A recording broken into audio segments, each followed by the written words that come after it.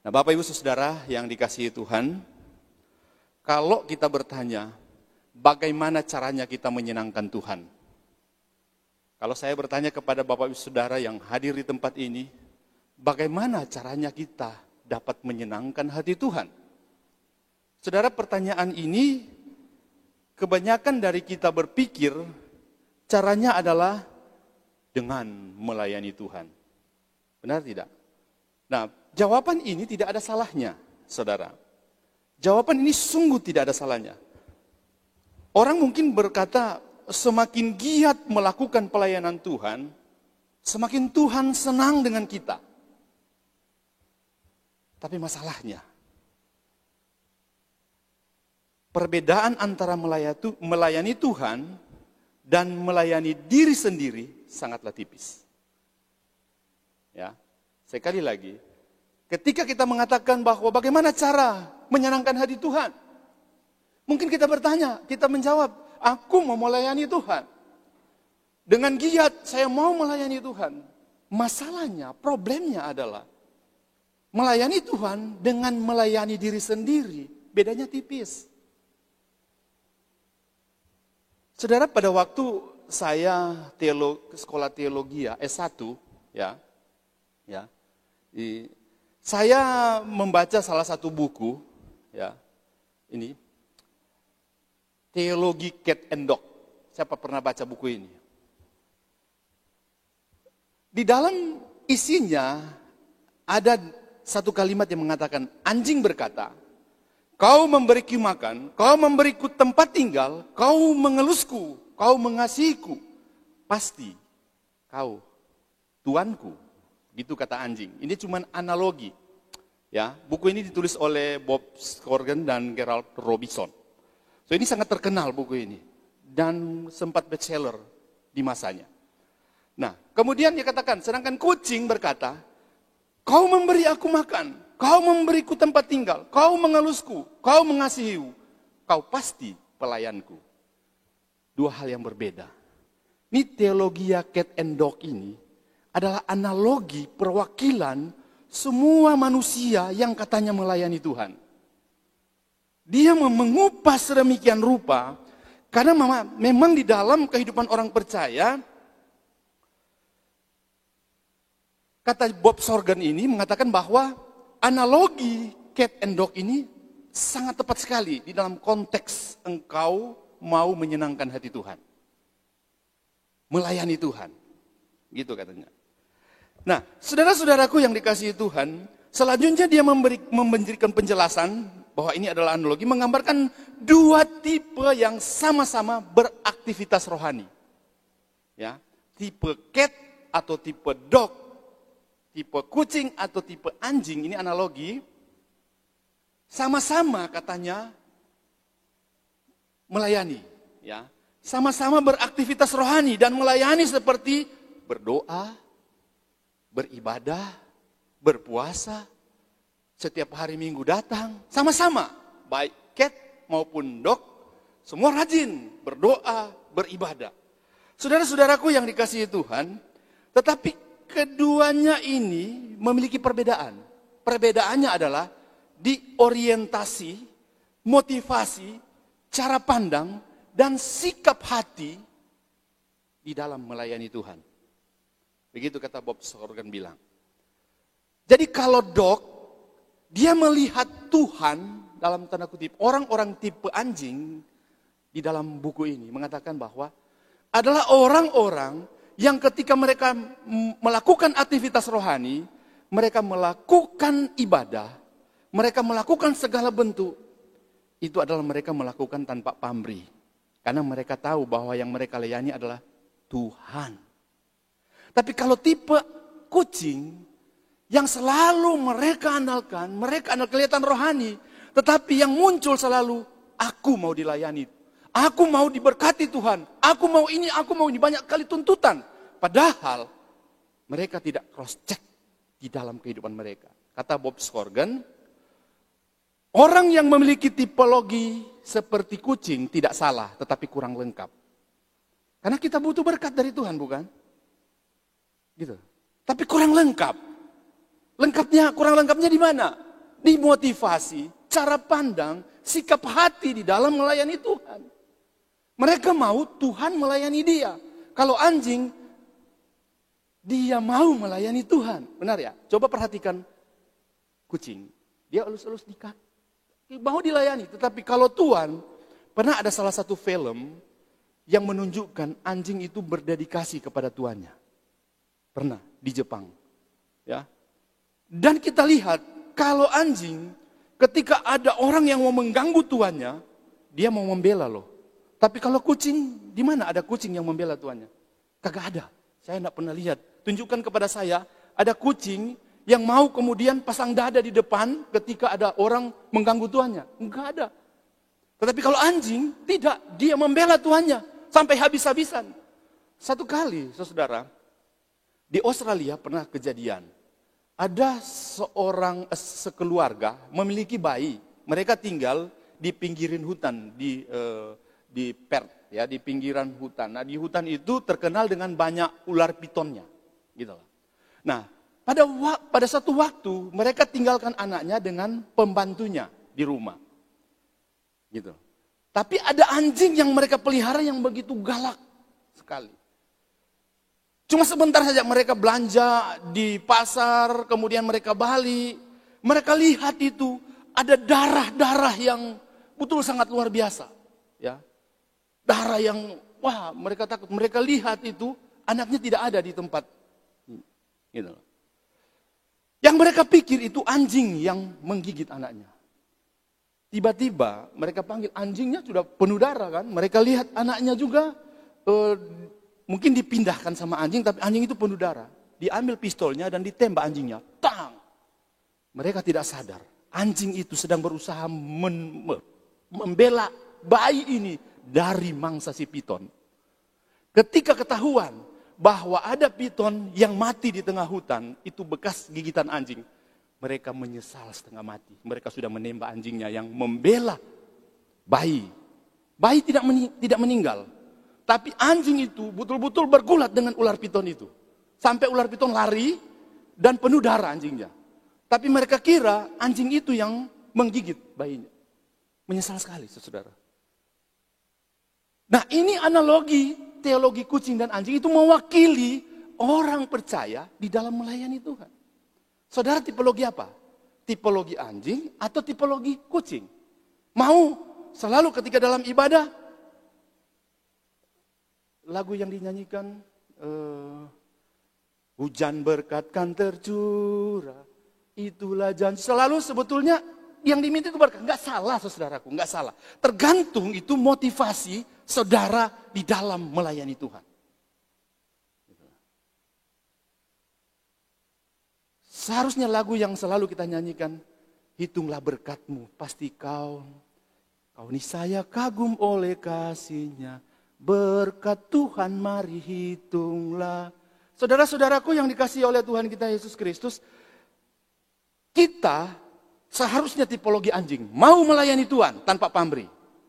Mau berkorban sekalipun, apapun yang ada pada kita, kita mau membela, kita mau betul-betul ada di depan untuk melayani Tuhan. Tanpa pamrih, sama tipologi anjing di dalam buku ini. Sudah luar biasa. Sehingga saya memberikan kesimpulan bahwa sebenarnya melayani itu tidak salah. Yang salah itu adalah motivasi di dalam kamu melayani Tuhan. Sikap hati di dalam kamu beribadah kepada Tuhan. Ya.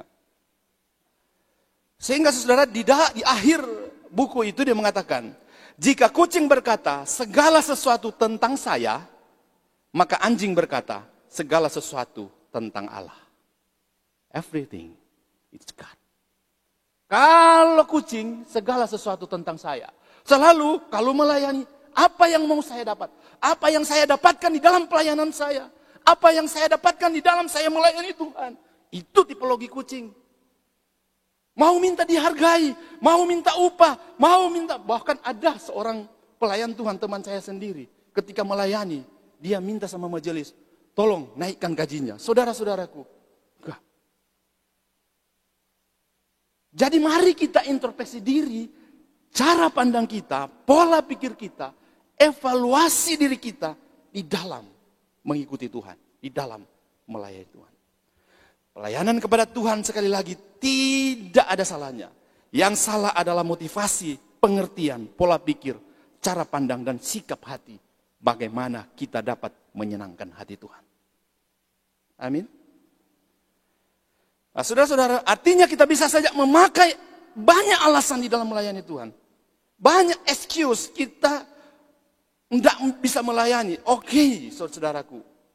Bisa diterima karena semua orang punya kelemahan. Misalnya kalau sakit atau kalau hujan deras sekali. Tetapi kadang-kadang pengalaman saya sudah dari tahun 2006 saya melayani Tuhan. Saya sudah menemukan banyak sekali pengalaman ketika kita mau mengatakan, ayo beribadah. Aduh maaf sakit kepala. Saya pergi ke mall, saya ketemu dengan orang itu. Loh, hari Minggu selesai gereja saya ke mall, karena waktu itu saya belum menikah ya. Saya ketemu dengan orang itu yang bilang katanya sakit kepala tidak beribadah. Saudara jangan seperti itu. Nanti Tuhan kasih benar-benar sakit kepala baru kalian tahu. Gitu, jangan. Karena banyak sekali alasan bisa. Kalau dia hujan, kalau dia apa ya mungkin masih bisa kompromi saudara. Karena kan hujan deras, banjir di mana-mana. Tapi kalau cuma alasan-alasan yang memang sebenarnya kita tidak ingin datang ke ibadah, itu adalah hal yang sangat memprihatinkan bagi Tuhan.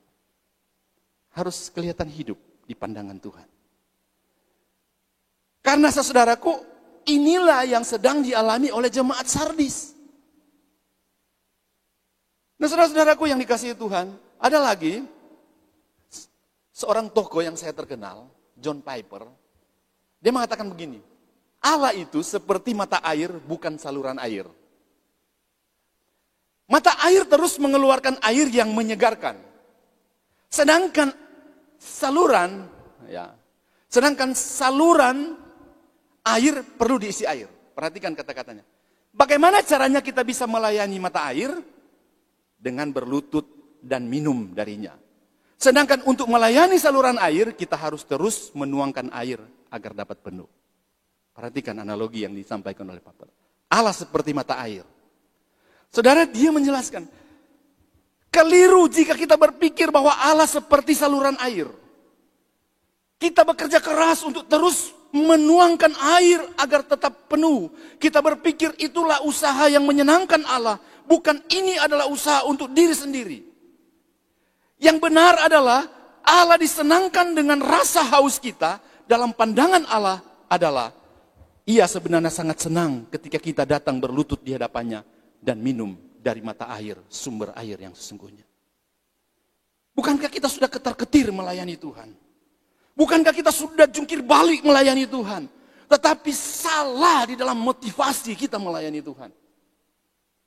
Seperti kata John Piper, kita melayani Tuhan seperti saluran air, bukan mata air. Karena mata air keluar dari sumbernya sendiri. Allah itu ibarat mata air. Ketika kita haus, kita harus tunduk berlutut supaya kita dipuaskan oleh air kehidupan itu. Jangan kita seperti melayani seperti ibaratnya saluran air. Kita timpa terus usaha kita. Padahal sebenarnya yang kita lakukan adalah menyenangkan diri kita sendiri, bukan menyenangkan hati Tuhan. Itu kata John Piper. Saudara-saudaraku, Wahyu 4 ayat 9-11 mengatakan, mari sama-sama kita baca. Ya Tuhan dan Allah kami, Engkau layak menerima puji-pujian dan hormat dan kuasa. Sebab Engkau telah menciptakan segala sesuatu dan oleh karena kehendak-Mu, semua itu ada dan diciptakan. Seharusnya inilah yang mendorong kita di dalam menyenangkan hati Tuhan. Makanya saya bilang tipis, melayani Tuhan dengan melayani diri sendiri itu tipis sekali. Kita nggak bisa lihat. Nah saudara-saudaraku, mari kita lanjut. Bagaimana dengan jemaat Sardis? Kalau saudara lihat di gambar ini, jemaat Sardis ya sama seperti jemaat Smyrna. Dia berada di Turki. Saudara, jemaat Sardis ini sekarang sudah menjadi kota modern di daerah Turki. 40 km dari Tirtia ya, jemaat apa? Iya, Tirtia ya. Ada 7 jemaat kan itu ya. 40 km, nggak jauh. Jemaat Efesus pun nggak jauh, karena memang ke-7 jemaat ini semuanya ada di Turki ternyata. Kota-kota yang ada di Turki sekarang sudah mulai modern. Makanya kalau saudara pergi ke Turki itu banyak sekali tempat wisata. Ya, wisata rohani itu pergi ke 7 jemaat, tempat-tempatnya itu ada di Turki. Nah kita lihat, lokasinya. Ya, Sardis itu 7 gereja mula-mula itu ada di Turki. Dan kita lihat begitu megahnya. Ini dapat sebagai peninggalan reruntuhan, sisa reruntuhan. Karena memang itu sudah bergeser. Kota yang aslinya itu sudah bergeser 10 km dari tempatnya. Ada puing-puingnya dan sudah diteliti bahwa sebenarnya kota Sardis memang pada waktu itu adalah kota yang cukup luar biasa. Ya. Kejayaan kota Sardis itu sudah dimulai sejak 700 tahun sebelum Kristus lahir.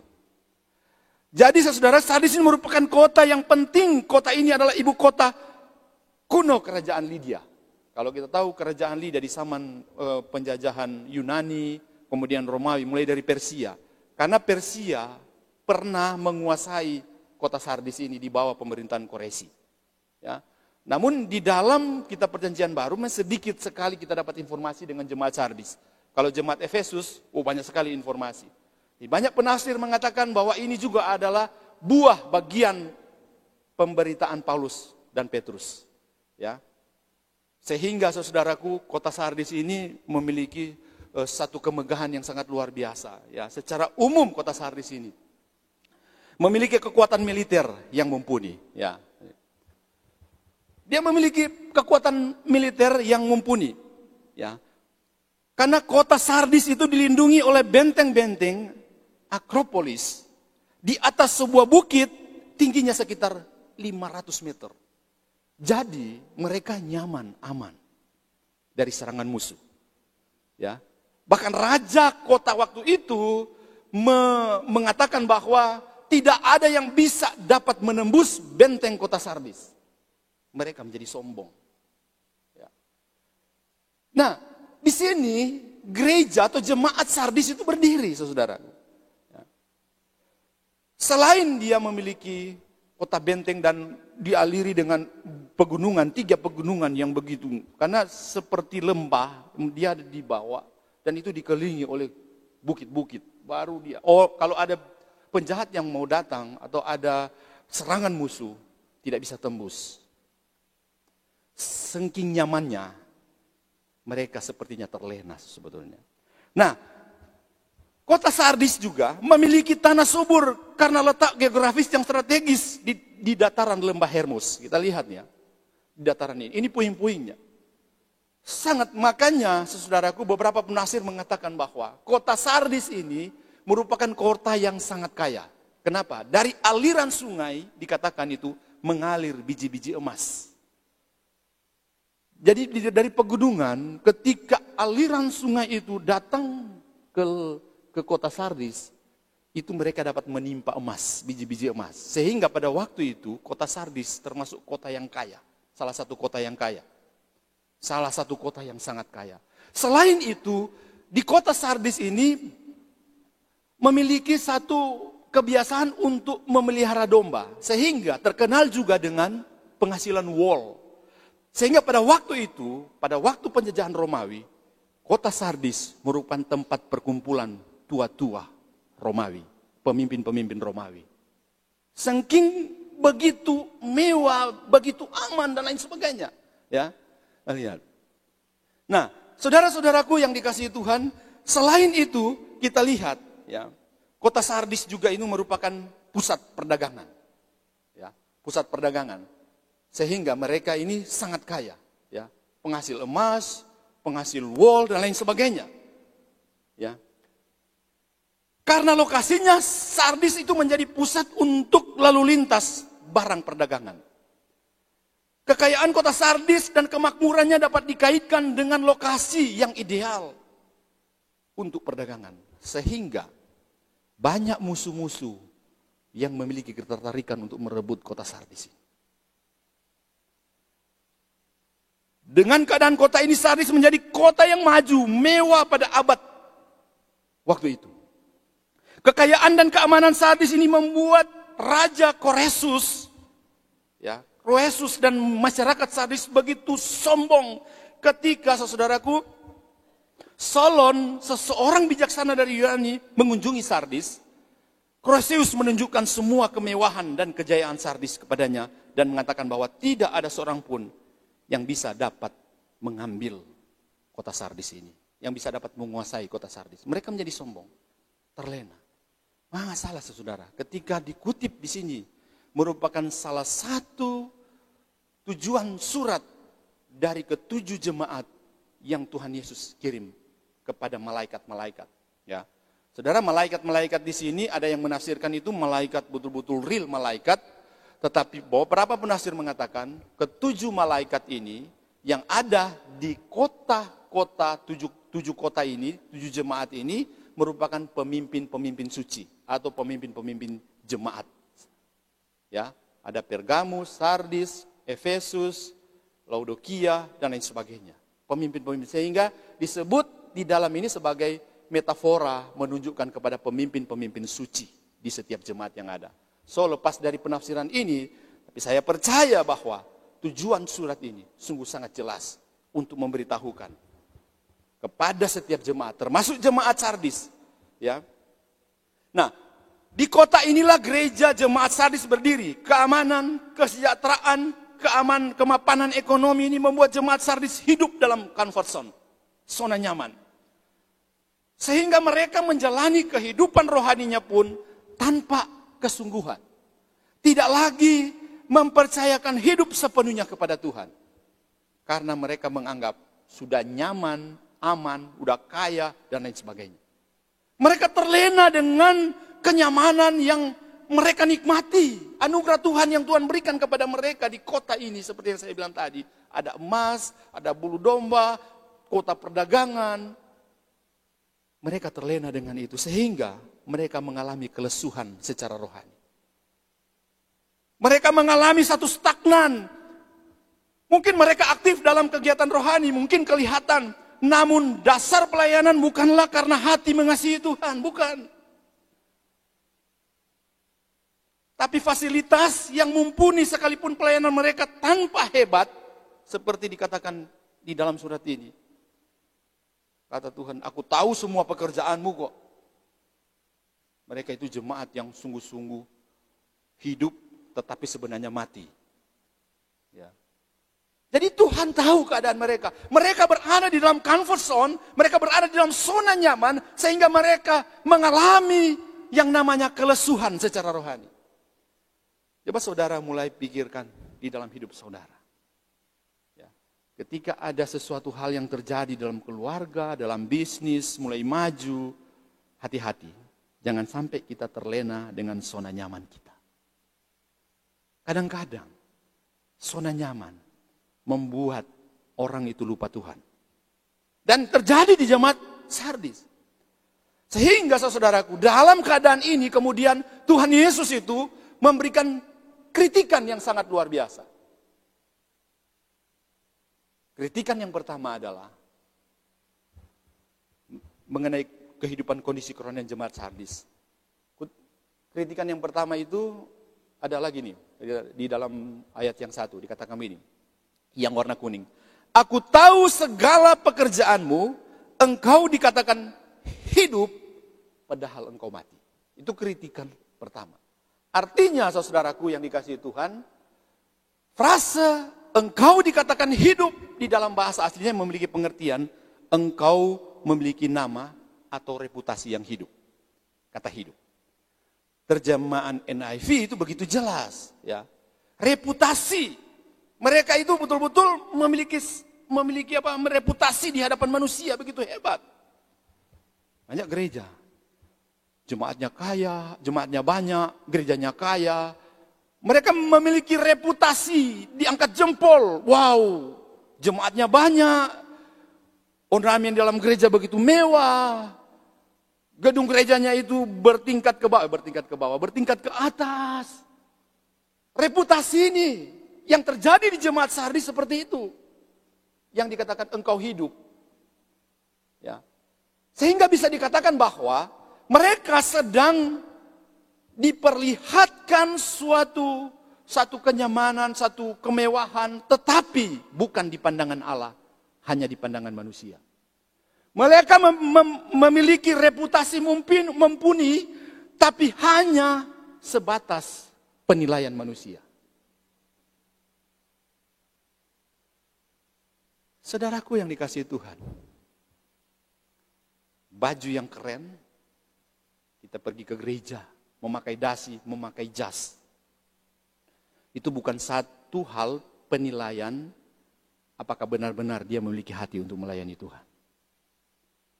Kadang saya pernah menemukan, saya pakai begini juga. Saya mengintrospeksi diri juga.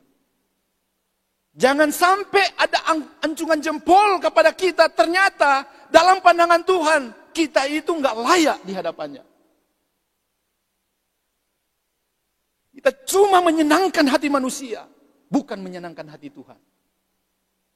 Ada gereja yang begitu mewah, bukan menyenangkan Tuhan, tetapi memberikan kesombongan secara identitas. Bahwa inilah gereja kami hebat dan lain sebagainya. Hati-hati, jemaat Sardis mengalami seperti ini. Dan ini kritikan Tuhan yang begitu pedas. Engkau sebetulnya hidup tetapi mati. Di hadapan manusia engkau terlihat hebat. Di hadapan manusia engkau terlihat begitu mengagumkan. Tetapi di hadapan mata Tuhan engkau menjijikkan. Itulah yang terjadi pada zaman Yesaya, bukan? Pada zaman para nabi, bukan? Orang Israel ketika melayani Tuhan, engkau berpuasa dan lain sebagainya. Mungkin kita pergi ke gereja terus, mungkin kita berdoa, it's okay, saudara, enggak ada yang salah di sana. Tetapi coba mari kita mengintrospeksi diri untuk melihat apakah aku ini sedang seperti analogi dogi, anjing. Atau menyenangkan diri sendiri. Pelayanan itu cuma kamuflase, cuma kedok untuk memberikan sesuatu, menunjukkan sesuatu bahwa saya hebat daripada orang lain. Salah, saudara. Hati-hati. Jangan sampai Tuhan Yesus mengatakan sama seperti di jemaat di Sardis. Engkau kelihatan hidup, engkau kelihatan hebat, engkau kelihatan segala-galanya, tetapi sebetulnya memuakkan di hadapan Tuhan. Dan ini merupakan paling keras yang Tuhan Yesus berikan. Saudara-saudaraku yang dikasihi Tuhan. Dilanjutkan dengan kata begini. Dia kata, aku tahu segala pekerjaanmu, engkau dikatakan hidup padahal engkau mati. Ternyata tak satu pun pekerjaan yang mereka lakukan kedapatan sempurna dalam tanda kutip di hadapan Tuhan. Artinya apa yang mereka perbuat tidak mendatangkan perkenanan Tuhan. Jemaat Sardis. Tuhan disenangkan. Katanya Tuhan disenangkan dengan aktivitas pelayanan. Hanya tanpa wow. Dari sisi luarnya saja. Bukan di dalamnya saja. Satu kali saya membeli mangga. Karena pesan mama mertua. Ya, mama istri saya. Mami saya.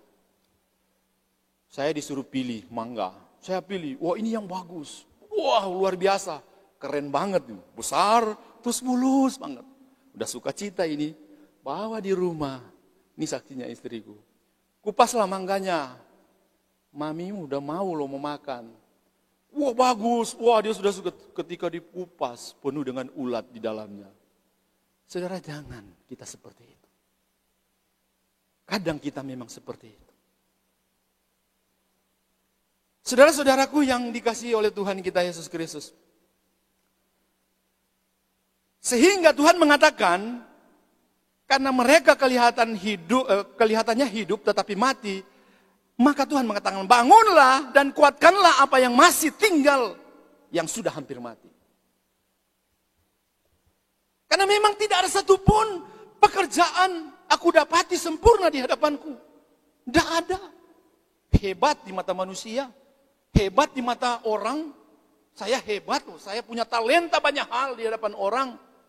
Tetapi sebetulnya hati kita bobrok di hadapan Tuhan. Mau melayani itu cuma kamuflase untuk menunjukkan bahwa saya hebat. Saya tidak memerlukan orang lain. Saya sebetulnya, saudaraku, ditegur sekali ketika beberapa waktu lalu memulai live streaming dan ketemu dengan Pak Robert Nainggolan, dengan Mas Dani, dan kemudian dengan Pak Yosep waktu itu. Dan kemudian mengatakan, karena saya sudah memulai tanpa menghubungi mereka. Saya tertegur sekali. Kenapa? Ketika saya mulai mengintrospeksi diri, saya melihat ya betul, saya tidak bisa single factor. Saya harus membutuhkan orang lain untuk melayani bersama. Dan ini merupakan teguran yang keras, saudara. Hidup di dalam kasih karunia. Bukan engkau seenaknya hidup dan tidak menghargai kasih karunia itu. Karena kasih karunia itu mahal, bukan murahan. Dibayar dengan harga yang mahal. Kalau engkau tidak hidup di dalam kasih karunia, artinya tidak sesuai dengan kehendak Tuhan, maka engkau sedang mempermalukan Tuhan sebetulnya. Engkau sedang mempermainkan kasih karunia itu. Karena engkau memandang kasih karunia itu murahan. Bukan mahal. Mahal karena Kristus menebusnya dengan dirinya. Ada lagu ya, telah dibayar dengan harga yang mahal. Darahnya. Saudara, darahnya. 2 orang pacaran, ketika dia mengatakan kepada si cewek, aku mencintaimu. Oh iya, tunjukkan kasihmu kepada saya. Ini kunci mobil. Oh terima kasih kau kasih mobil. Ini kunci rumah. Terima kasih kau sudah kasih rumah. Cukup enggak? Enggak cukup. Si gadis itu mengatakan, aku enggak butuh ini. Aku butuh kau. Kalau kau butuh kau, kunci mobil sama kunci rumah jadi milikku. Gitu loh artinya. Artinya saudaraku, sumbernya kita tahu bahwa ketika kita mau melayani Tuhan, kita mau beri seutuhnya. Mother Teresa mengatakan mengasihi Tuhan harus mengasihi sampai kita merasa sakit. Sedikit saja kita disakiti ketika kita melayani, kita mulai rajuk, kita tidak mau melayani. Saya disakiti, saya mau melayani, tapi saya dicuek-cuekin. Saya mau melayani, saya tidak dipakai, saya mau melayani. Tuh kita mau merajuk dan tidak mau lagi datang ke gereja. Itu mental kerupuk namanya. Kasih yang sejati adalah mengasihi sampai engkau merasa sakit. Kalau engkau belum merasa sakit, usahakanlah. Ketika kau tersakiti dalam melayani, anggaplah itu sebagai salib di dalam hidup. Saudara-saudaraku yang dikasihi Tuhan kita, Yesus Kristus. Mata manusia pada saat itu, pada saat di jemaat Sardis, melihat gereja itu sepertinya hidup. Mata manusia melihat jemaat Sardis, gerejanya wow luar biasa. Di masyarakat gereja itu terpandang. Di mata manusia mereka mempunyai reputasi yang baik, tapi sayangnya Tuhan menilai mereka secara berbeda dari penilaian manusia. Tuhan menganggap mereka mati, bukan hidup. Semua ini harus mengajarkan kepada kita bahwa cara Tuhan menilai tidak seperti manusia menilai. Manusia bisa menilai baik, tetapi bagi Tuhan jelek. Sebaliknya manusia bisa menilai jelek, tapi Tuhan menilai baik. Manusia menilai hidup, tetapi Tuhan menilai mati kok. Saudara-saudaraku, mengapa Tuhan Yesus mengecam mereka dengan penyataan demikian? Di ayat 2b itu dikatakan, sebab tidak satu pun dari pekerjaanmu aku dapati sempurna di hadapanmu. Apa maksudnya pekerjaan mereka tidak ada yang sempurna? Ya, saya jelaskan sedikit. Kata sempurna di sini bisa diterjemahkan bahasa Yunani-nya plero, yang bisa berarti lengkap dan penuh. Ya, bisa dilihat terjemahan bahasa Inggrisnya. Itu jelas sekali, ya. Lengkap dan penuh. Ya. Karena kalau kita menerjemahkan kata sempurna, siapa yang sempurna di sini? Tidak ada yang sempurna. Tapi konteksnya di sini, kenapa dikatakan sempurna? Karena jemaat Sardis adalah jemaat yang hebat. Mereka tidak melayani seperti kehebatan yang ada pada mereka. Mereka tidak pakai sepenuhnya itu untuk melayani Tuhan. Tidak lengkap. Jadi apa? yang kurang? Ya ini, beberapa penafsir mengatakan motivasi mereka, cara pola pikir mereka, talenta mereka itu mereka kasih setengah-setengah. Ibarat sama seperti perumpamaan 5 talenta. Pernah dengar perumpamaan 5 talenta? Perumpamaan 5 talenta itu memberitahukan bahwa ada yang diberikan 1, ada yang diberikan 2, ada yang diberikan 5. Tetapi yang 1 menanamkan talentanya di dalam tanah, mengharapkan ketika tuannya datang dia memberikan utuh 1. Nah, jemaat Sardis sama seperti yang punya 1 talenta. Bahkan mereka mungkin 5 talenta. Tetapi yang mereka kasih sama Tuhan bukan 5 talenta, tetapi 3 atau 2 talenta. Belum penuh, belum lengkap, belum sempurna dalam tanda kutip. Sinilah kemudian kita mau memberikan kesimpulan bahwa jemaat Sardis merupakan jemaat yang bagus di mata manusia, tapi tidak bagus di mata Tuhan. Ya. Itu kritik yang diberikan. Saudara-saudaraku yang dikasihi Tuhan. 2 hal kerohanian yang mati. Ya. Yang pertama, relasi atau keintimanmu dengan Tuhan mulai pudar. Yang kedua, tidak memuliakan Tuhan dan menyenangkan hati Tuhan. Doa. Ya. Jadi saudaraku yang dikasihi Tuhan, jemaat Sardis itu mewakili sebetulnya setiap kita yang hadir di tempat ini. Bagian yang kedua yang kita akan belajar, ketika Tuhan mengkritisi jemaat Sardis, Tuhan tidak sampai dikritisi, tetapi Tuhan memberi nasihat. Nah, nasihat Tuhan Yesus bagaimana caranya supaya kerohanian terlihat hidup dalam pandangan Allah. Di ayat 2a. Ya. Yang pertama, 1, waspadalah dan bangun kembali semangat rohanimu yang tersisa. Jadi ayat ini kita baca. Dikatakan begini. Bangunlah dan kuatkanlah apa yang masih tinggal yang sudah hampir mati. Jadi saudaraku, di sini memberitahukan kepada jemaat di Sardis supaya mereka tetap waspada, membangun kembali semangat mereka sekalipun sekarang mereka dikatakan masih sisa, artinya masih ada harapan. Belum mati secara total, masih ada harapan. Tuhan Yesus memberi nasihat, bangun itu, bangun. Engkau sedang tertidur, bangun kembali semangatmu. Kata Paulus, biarlah rohmu menyala-nyala dan layanilah Tuhan. Bangun saudaraku. Yang pertama, nasihat yang pertama itu ketika Tuhan supaya orang itu kelihatan hidup dalam pandangan Allah. Kau sekarang sedang bergumul, sekarang bangkitlah semangatmu untuk melayani Tuhan. Bangkitlah semangatmu sekalipun itu masih tersisa kecil, tapi masih ada harapan. Kasih karunia itu memberikan kekuatan dan kemampuan bagi saudara untuk kembali semangat di dalam melayani Tuhan. Kau sedang kendor di dalam pelayanan Tuhan oleh karena situasi dan kondisi di sekitar kita. Engkau sedang kendor oleh karena masalah keluarga. Mari bangun kembali semangatmu di hadapan Tuhan. Sekalipun itu masih kecil, tapi sekecil apapun, kasih karunia itu tetap melekat di dalam hidup kita. Untuk siap terbang dan semangat lagi untuk melayani Tuhan. Ada enggak pernah mengalami seperti itu? Saya pernah, saudara. Mengalami yang namanya kekeringan rohani. Masih ada sisa, hampir hilang. Masih ada sisa sedikit. Saya mau hampir merencanakan meninggalkan Tuhan untuk jadi pengusaha. Saya ditawari oleh seseorang, Pak Ven, mau enggak saya kasih modal 500 juta. Pak Feni buka toko elektronik dan fotokopi di Manado. Saya mulai kering secara rohani. Saya berdoa sama Tuhan dan meminta kepada Tuhan, tolong saya. Tawaran dunia itu ikut kepada saya. Kalau saya ambil itu, saya sudah memikirkan sama seperti Lot berpikir. Wow, begitu luar biasa. Tanah yang dikasih pilih oleh Abraham. Tuhan kasih. Abraham bilang, kau Lot, pilihlah.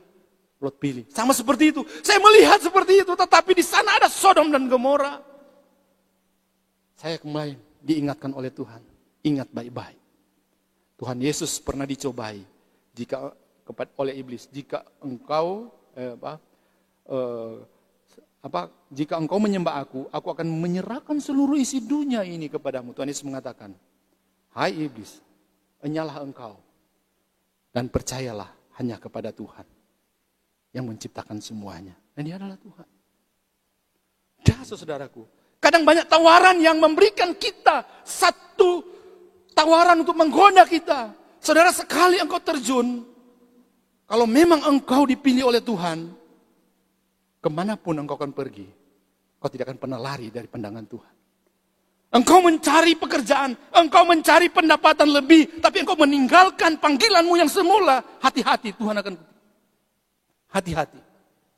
Ketika engkau sudah mulai kendor, engkau melihat bahwa tawaran dunia, pekerjaan itu memberikan kecukupan bagi saya daripada saya melayani Tuhan. Hati-hati, engkau sedang ditegur saat ini oleh Tuhan. Sama seperti jemaat Sardis. Bangunlah dan kuatkanlah apa yang masih tinggal, yang sudah hampir mati. Saya percaya, masih ada sisa di dalam hidup saudara. Untuk saudara siap bangun kembali, untuk terus melayani Tuhan. Sekali dalam kondisi yang sangat mengerikan sekarang ini. Tetap melayani Tuhan. Nah, saudara-saudaraku yang dikasihi oleh Tuhan, kehidupan rohani yang pudar itu sebetulnya adalah kehilangan semangat, merasa puas diri dengan apa yang ada.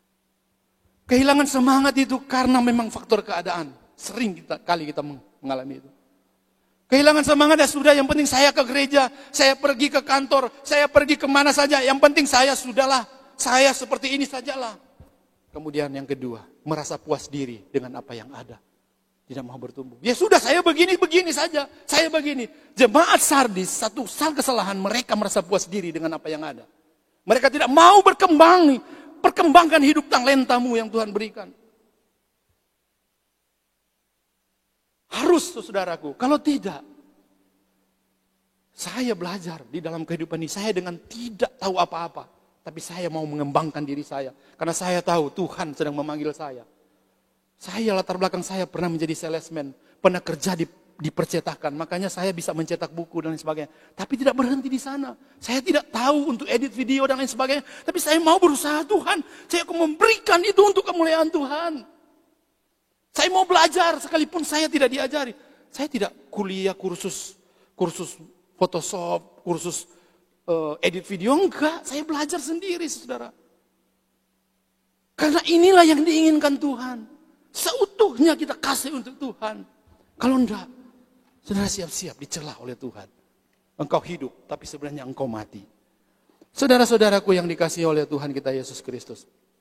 Saya percaya bahwa kita sekarang ini sedang ditegur oleh Tuhan. Ya, saudara-saudara yang dikasihi Tuhan. Berikutnya, bagaimana supaya kau terlihat hidup di pandangan Allah? Yang kedua adalah mengingat kembali kasih karunia Allah dan hidup di dalamnya. Kita lihat, ya. Ingat kembali kasih karunia Allah. Nah, itu yang kita butuhkan. Ayat 3, mari baca bersama-sama. Karena itu, ingatlah bagaimana engkau telah menerima dan mendengarnya. Turutilah itu dan bertobatlah. Saudara pernah berada di masa mula-mula kau melayani Tuhan sama seperti jemaat di Efesus kan? Saudara pernah ada enggak? Saya pernah, saudaraku. Hujan badai kan ku terjang. Aku akan tetap mau melayani Tuhan. Saudara-saudara, panggilan saya sebetulnya misi pada waktu itu. Sehingga kami mau survei di tempat-tempat di mana kami datangi di dalam training penginjilan itu. Wow, seperti kata Pastor Arta. Mau diterjang apa saja, betul-betul gairah itu ada. Kemudian saya mengalami second calling, itu panggilan kedua. Saya mulai belajar, mengerti kehendak Tuhan, belajar untuk memahami panggilan Tuhan. Mengingat kembali kasih karunia Allah dan tetap hidup di dalamnya. Nah, itulah kasih karunia, saudaraku. Ingat kebaikan Tuhan, ya. Ingat kebaikan Tuhan. Ingat, turutilah dan bertobatlah. Karena kita sebetulnya hidup tapi mati. Para pendahulu jemaat Sardis, mereka itu menerima firman. Kata ingatlah memberikan indikasi bahwa jemaat Sardis dahulu, ini kan generasi kedua. Penerima surat ini generasi kedua. Tapi tua-tua mereka itu hidup semangat di hadapan Tuhan luar biasa. Saya sedang berbicara di jemaat konteks Tesalonika. Bagaimana semangatnya Pak Pendeta Boy Turangan dan Ibu Lolena di dalam membangun gereja ini. Saya kemudian ditegur untuk melihat satu keistimewaan yang diberikan kepada kami di dalam melayani, melanjutkan gereja ini. Untuk terus bersemangat, mengingat kasih karunia Allah dan hidup di dalamnya. Jemaat Sardis pada waktu itu menerima surat ini adalah generasi kedua. Oleh karena itu seharusnya mereka wajib menuruti atau memegang erat firman yang sudah mereka terima di jemaat ini. Jika ini dilakukan, maka itu berarti bahwa mereka harus bertobat dan kembali kepada masa yang dulu lagi. Yaitu mengingat kasih karunia Allah yang telah diberikan dan harus hidup di dalamnya. Saudara, ada lagu yang berjudul Ingat Kasihnya. Ingat ya. Ingat kasihnya, ingat kebaikannya dan anugerahnya, selamatkanku. Sebab kasihnya setinggi langit, kasih setia Allah pada kita, besar kasih Allah pada kita. Ingat kasih karunia. Setidaknya engkau mengingat bagaimana Tuhan memanggil kau dahulu. Panggilan pertobatanmu. Semangatmu di dalam melayani. Semangatmu di dalam beribadah. Semangatmu di dalam doa puasa. Semangatmu di dalam melayani, di dalam keluarga, pekerjaan, usaha. Semuanya kau ingat kasih karunia. Dan tetap hidup di dalamnya. Bagian yang ketiga, bagian yang terakhir. Alasan yang diberikan Tuhan Yesus. Ya, alasan yang diberikan Tuhan Yesus. Kenapa kerohanian kita harus terlihat hidup dalam pandangan Allah? Alasan yang pertama ini, ya, di dalam ayat 3 dan 4 dikatakan begini. Karena jikalau engkau tidak berjaga-jaga, aku akan datang seperti pencuri dan engkau tidak tahu pada waktu manakah aku tiba-tiba datang kepadamu. Tetap di Sardis ada beberapa orang yang tidak mencemarkan pakaiannya. Mereka akan berjalan dengan aku dalam pakaian putih karena mereka adalah layak untuk itu. Nah, saudara-saudaraku, nasihat ini sangat luar biasa. Di ayat yang kelima dikatakan, barang siapa menang, ia akan dikenakan pakaian putih yang demikian. Aku tidak akan menghapus namanya dari kitab kehidupan, melainkan aku akan mengaku namanya di hadapan Bapakku dan di hadapan para malaikatnya. Ya, lihat, peringatan pertama yang Tuhan berikan sebagai motivasi supaya kita tetap semangat seperti yang di poin yang pertama yang saya jelaskan tadi. Berjaga-jaga, Kristus akan datang segera. Ada waktunya kau tidak bisa dapat melayani Tuhan. Ada waktu kau tidak dapat menyenangkan Tuhan dalam tanda kutip. Ada waktu di dunia ini kita akan terlewat, kairos itu akan lewat dan engkau akan menyesal di dalam hidupmu kalau engkau tidak berjaga-jaga. Dikatakan Kristus akan datang segera. Waktunya sudah dekat. Ini menjadi satu garis atau satu patokan untuk kita mari semangat lagi. Karena waktunya sudah dekat. Tuhan kata berjaga-jaga. Aku akan datang segera seperti pencuri. Pada malam hari. Saudara-saudara, saya mau tanya. Saudara pernah melihat gambar Tuhan Yesus ketok pintu? Di dalam gambar itu, pernahkah saudara lihat ada grendel atau ada pegangan? Enggak ada, coba saudara lihat. Enggak ada. Itunya kenapa? Kenapa penulis itu melukis gambar ketukan pintu tidak ada gagang? Kenapa? Tanya. Karena harus kita yang buka dari dalam. Itu ada filosofinya, saudara. Karena kita yang harus buka. Tuhan Yesus mengetuk. Dia bisa saja buka, tetapi tidak ada gagang. Tapi itu memang lukisan itu seperti itu. Kita yang harus buka. Jadi kalau saudara masih tutup pintu hatimu, tidak akan pernah berubah. Tidak pernah berubah. Berjaga-jaga. Ya. Yang kedua, ya, di tengah kritik dan nasihat, Tuhan Yesus mengatakan, masih ada kok jemaat yang memiliki kehidupan kerohanian sesuai dengan keinginan Tuhan. Dan ini membuat orang-orang yang sudah mulai turun lesu secara kerohanian bangkit kembali. Karena di antara sekian banyak orang, ada orang-orang yang masih tetap semangat di hadapan Tuhan. Amin. Ada saudara dan saya. Saudara-saudara inilah yang menjadi pilar-pilar yang Tuhan nilai bahwa inilah jemaat yang kukasihi.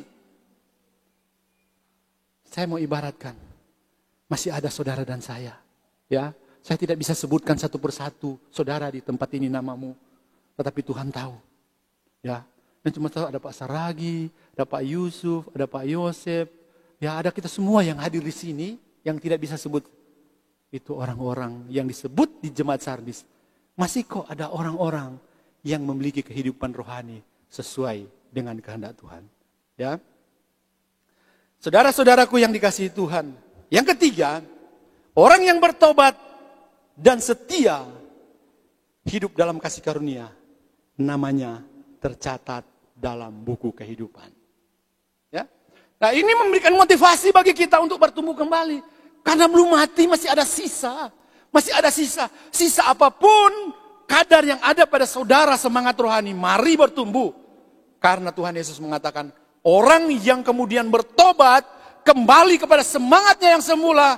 Setia hidup di dalam kasih karunia-Nya. Namanya tercatat dalam buku kehidupan. Amin. Saudara mau dicatat dalam buku kehidupan? Saya dan saudara sudah tercatat memang. Tapi hati-hati.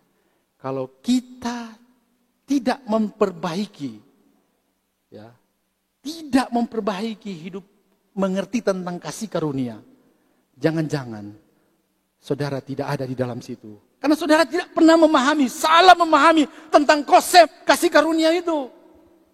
Katanya sudah ada di dalam kehidupan kita, sudah ada dalam kasih karunia, sudah ada dalam kasih karunia. Tapi seperti yang saya katakan tadi, sedikit saja kita melayani Tuhan, diomelin, tersinggung dan sebagainya, nggak mau ke gereja dan lain sebagainya. Udahlah, aku lepaskan semua. Masih ada sisa, saudara. Mari bangun kembali. Itu hidup kita di hadapan Tuhan. Ya. Yang kedua, mengingat kasih karunia Allah dan hidup dalamnya. Dan yang ketiga, setia hidup di dalam kasih karunia-Nya. Nah, inilah yang menjadi satu pemahaman bagi kita. Akhirnya Tuhan Yesus mengatakan, perhatikan dan dengarlah. Ini ibarat sama seperti Tuhan Allah, Bapa pencipta langit dan bumi, berbicara kepada orang Israel. Shema Israel, dengarlah hai Israel. Tuhan itu Esa dan Tuhan itu Allah kita. Jadi sama, perhatikan dan dengar. Siapa bertelinga, hendaklah yang mendengarkan apa yang dikatakan Roh kepada jemaat-jemaat. Saudara punya telinga? Dengar. Dengar ini. Ini penting sekali untuk kita tetap giat di dalam kasih karunia Tuhan. Saya mau katakan yang terakhir. Anugerah yang menyelamatkan kita adalah juga anugerah yang memberdayakan kita untuk melayani Tuhan. Jangan takut. Kasih karunia yang menyelamatkan saudara dan saya adalah juga kasih karunia yang memberdayakan dan memberikan kekuatan kita untuk melayani Tuhan. Amin. Karena kita hidup di dalam kasih karunia itu, maka kasih karunia itu yang akan memberikan kekuatan bagi kita. Ya, firman Tuhan ini biarlah memberikan nasihat penting bagi kita. Bagaimana keadaan kita di dalam bergereja. Apakah di luar kita terlihat sibuk? Baik seperti jemaat di Sardis, tetapi di dalamnya terdapat kematian. Ataukah kita benar-benar hidup memang hidup. Memberi hidup, lebih hidup. Atau hidup tapi mati. Ingat, Kristus menebus kita dengan tujuan supaya kita berpusat kepadanya. Kristus menyelamatkan kita dengan tujuan supaya kita terus berfokus kepada kasih karunia-Nya. Hidup yang berpusat kepada pribadi dan karya Kristus. Tuhan Yesus memberkati kita. Mari kita berdoa.